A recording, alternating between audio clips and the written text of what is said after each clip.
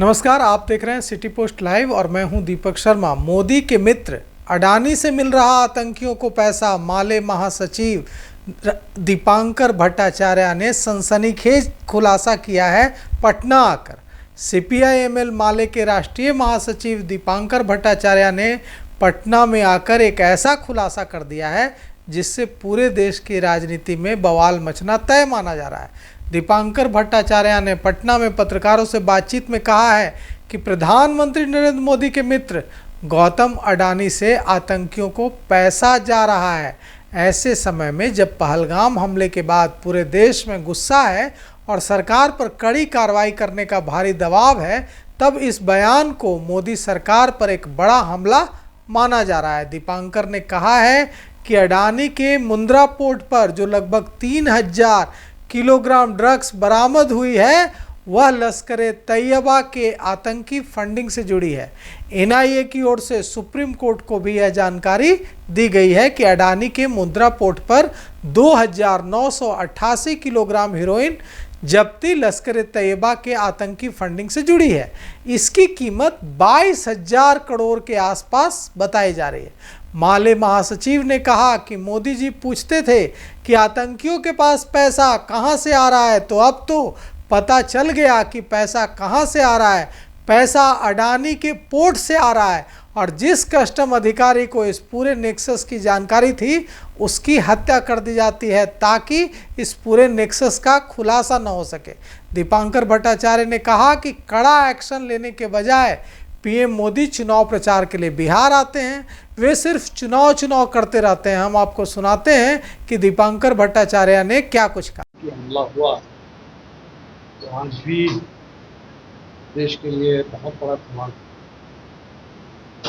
तो पूरे देश ने एक स्वर से इस आतंकी घटना की कड़ी भर्त्सना की।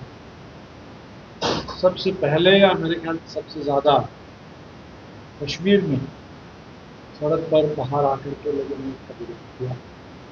कश्मीर विधानसभा का, जिस प्रदेश के मुख्यमंत्री को पूरी सुरक्षा के मीटिंग से बाहर रखा गया, ऑल पार्टी मीटिंग से भी बाहर, इस प्रदेश की विधानसभा ने विशेष सत्र बुला कर इसका पुरजोर विरोध किया। चल रहा तो पूरे देश में हमें लगता है कि विरोध तो एक जगह पर है, लेकिन विरोध के साथ साथ सरकार से सवाल भी है, और ये सवाल भी कोई नए सवाल नहीं।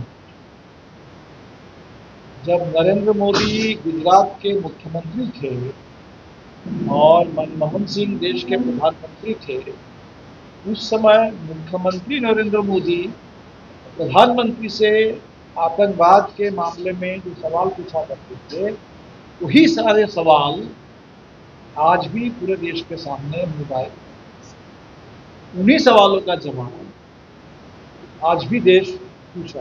मोदी जी का पहला सवाल ये होता था कि आखिर ये आतंकवादी घुसते कैसे, कहाँ से घुसते हैं, जबकि पूरे देश की सीमा केंद्र सरकार के कंट्रोल में है। ये सवाल आज भी है कि आतंकवादी घुसते कहाँ से। दूसरा उनका सवाल था कि आतंकवादी को पैसे कहाँ से मिलते हैं। तो अभी देख रहे थे कि एनआईए की एक जांच की रिपोर्ट आई हुई है। ये गुजरात के मुंद्रा पोर्ट जो अडानी के पास है, उस पोर्ट में करीब 3000 किलो ड्रग्स पकड़े गए थे। कितने? 22,000 करोड़ रुपए का। और एनआईए का इसकी जांच रिपोर्ट है कि ये पैसा लश्कर-ए-तैयबा से मिला, और इस पे जो कस्टम्स ऑफिशियल से, जहाँ से एनआईए को सबसे ज़्यादा जानकारी मिली, बहुत मिस्टीरियस तरीके से उनकी हत्या हो, जान चली। तो अगर मोदी जी ने उस समय ये सवाल दागा था कि पैसे कहाँ से आते हैं, तो इसका थोड़ा बहुत जवाब एनआईए ने दिया है कि थोड़ा मुंद्रा पोर्ट, अडानी जी के पोर्ट में जो बार बार बीच में ही वहाँ ड्रग्स पकड़े जा रहे हैं, तो वो ड्रग और पैसे, उस पर थोड़ी नज़र हो।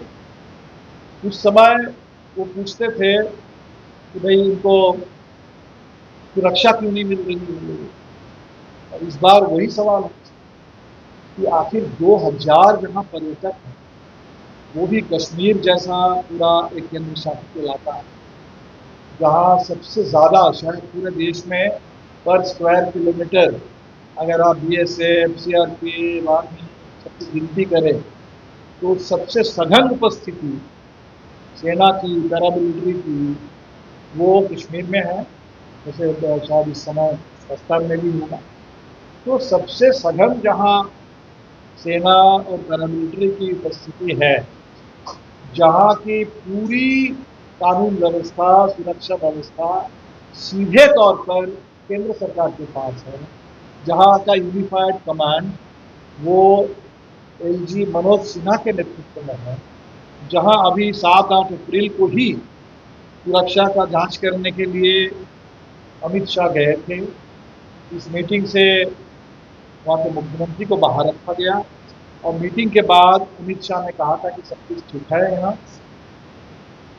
तो वहाँ इतनी बड़ी घटना घटती है और कोई सुरक्षा नहीं। 19 तारीख को मोदी जी को जाना था एक पुल का उद्घाटन करने, और शायद सरकार के पास कोई सूचना रही होगी, कोई इंटेलिजेंस रिपोर्ट, कोई आशंका रही होगी कि मोदी जी के कार्यक्रम को रद्द कर दिया गया।